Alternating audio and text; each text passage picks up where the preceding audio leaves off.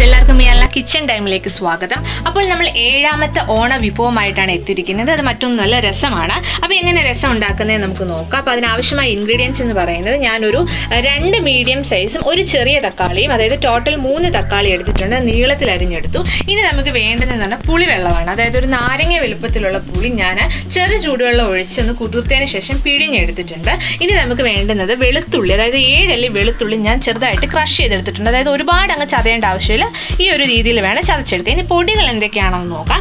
ഞാൻ 1 ടീസ്പൂൺ മല്ലിപ്പൊടി എടുത്തിട്ടുണ്ട്, 1 ടീസ്പൂൺ മുളക് പൊടി, 1/4 ടീസ്പൂൺ ഉലുവാപ്പൊടി, 1 ടീസ്പൂൺ കുരുമുളക് പൊടി, 1/2 ടീസ്പൂൺ മഞ്ഞൾപ്പൊടി, അതുപോലെ തന്നെ 1/2 ടീസ്പൂൺ കായൽപ്പൊടി നമുക്ക് വേണ്ടതായിട്ടുണ്ട്. പിന്നെ ഇതിനോടൊപ്പം വേണ്ടുന്നതാണ് മല്ലിയിലയും ഉപ്പ് ആവശ്യത്തിന്. ഉപ്പ് നമുക്ക് 1 ടീസ്പൂണോളം 1.5 ടീസ്പൂണോളം നമുക്ക് വേണ്ടി വരും. ഇനി കടുക് പൊട്ടിക്കാൻ വേണ്ടതെന്ന് പറയുന്നത് കടുക്, ഉണക്കമുളക്, കറിവേപ്പില, വെളിച്ചെണ്ണ. പിന്നെ ഇത് നമ്മൾ മിക്സ് ചെയ്യുമ്പോൾ നമുക്ക് ഒരു 3 കപ്പ് വെള്ളവും കൂടി വേണം.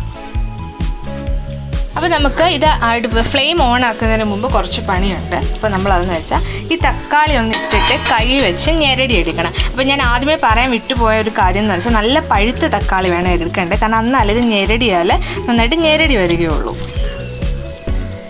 അപ്പോൾ ഞാനിത് ഞെരടി എടുത്തിട്ടുണ്ട്. ഇനി നമുക്കിതിലേക്ക് ആഡ് ചെയ്യേണ്ട സാധനം എന്ന് പറയുന്നത് നമ്മൾ ചതച്ചെടുത്ത വെളുത്തുള്ളിയാണ്.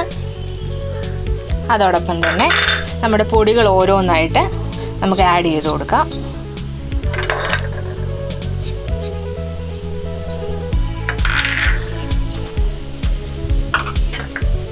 കുരുമുളക് പൊടിയേക്കാളും നല്ലത് ക്രഷ് ചെയ്ത കുരുമുളകാണ്, അതായത് ഇച്ചിരി തരിതരിപ്പോട് കൂടിയുള്ള കുരുമുളക്, അതായിരിക്കും ഇച്ചിരിയുടെ ടേസ്റ്റ് കിട്ടുന്നത്. നമുക്കിതിലേക്ക് നമ്മൾ പിഴിഞ്ഞ് വെച്ചിരിക്കുന്ന പുളിവെള്ളം ഇട്ട് കൊടുക്കാം. അതോടൊപ്പം തന്നെ ആവശ്യത്തിനുള്ള ഉപ്പ്, ഞാൻ കായപ്പൊടി ചേർത്തിട്ടില്ലായിരുന്നു, അതിനുശേഷം നമ്മൾ എടുത്ത് വെച്ചിരിക്കുന്ന വെള്ളം ഒഴിച്ചു കൊടുക്കാം. ഞാനിത് ആക്ച്വലി പുളിവെള്ളം ഉണ്ടാക്കാൻ വേണ്ടി എടുത്ത് ആ ചൂടുവെള്ളത്തിനകത്ത് കുറച്ച് പച്ചവെള്ളം കൂടെ മിക്സ് ചെയ്താണ് എടുത്തിരിക്കുന്നത്. ഇനി നമുക്കിതൊന്ന് ഇളക്കി നോക്കണം. അതിൻ്റെ ഉപ്പൊക്കെ പാകത്തിനാണോ നോക്കിയതിന് ശേഷം നമുക്ക് ഫ്ലെയിം ഓൺ ആക്കിയാൽ മതി. ഇനി നമുക്ക് ഇതിൻ്റെ ഉപ്പുണ്ടോ എന്നൊന്ന് നോക്കാം. കറക്റ്റ് ഉപ്പും പുളിയും എല്ലാം ഉണ്ട്.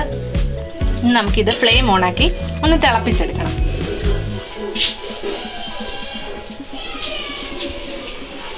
അപ്പോൾ ഇത് തിളച്ച് വരണുണ്ട്. നമുക്കിനി ഇതിലേക്ക് നമ്മൾ അരിഞ്ഞു വെച്ചിരിക്കുന്ന മല്ലിയില ഇട്ട് കൊടുക്കാം. നമ്മൾ മല്ലിയില ആഡ് ചെയ്തിട്ടൊന്ന് ഇളക്കിയിട്ടുണ്ട്. ഇനി ഇത് കുറച്ചുകൂടെ ഒന്ന് തിളയ്ക്കണം. നന്നായിട്ട് വെട്ടി തിളച്ചതിന് ശേഷം നമുക്ക് കടുക് പൊട്ടിച്ചൊഴിക്കാം. അപ്പോൾ ഇത് നന്നായിട്ട് തിളച്ചിട്ടുണ്ട്. ഇനി നമുക്ക് ഇതിലേക്ക് കടുക് പൊട്ടിച്ചൊഴിക്കാം. അപ്പോൾ നമ്മളൊരു ചട്ടി ചൂടാക്കാൻ വെച്ചിട്ടുണ്ട്. അതിലേക്ക് നമുക്ക് കടുക് പൊട്ടാൻ ആവശ്യമായ വെളിച്ചെണ്ണ ഒഴിച്ചു കൊടുക്കാം.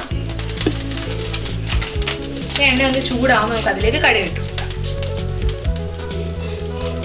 നമുക്ക് ഇതിലേക്ക് നമ്മൾ എടുത്ത് വെച്ചിരിക്കുന്ന കടുക് ഇട്ട് കൊടുക്കാം.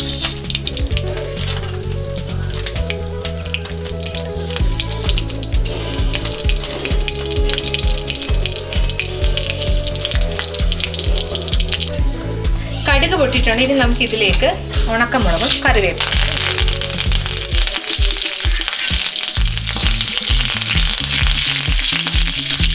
അപ്പോൾ നമ്മൾ കടുക് താളിച്ചെടുത്തു. ഇനി നമുക്കിത് നമ്മൾ ഉണ്ടാക്കി വെച്ചിരിക്കുന്ന രസത്തിലേക്ക് ഒഴിച്ചു കൊടുക്കാം.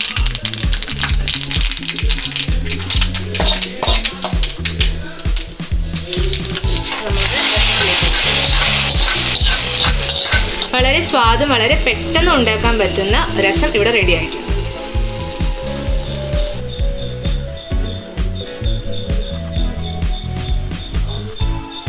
അപ്പം രസം റെഡി ആയിട്ടുണ്ട്. എല്ലാവർക്കും ഈ ഒരു വീഡിയോ ഇഷ്ടപ്പെട്ടു എന്ന് വിശ്വസിക്കുന്നു. നിങ്ങൾ എന്തായാലും ഇത് വീട്ടിൽ ട്രൈ ചെയ്യണം.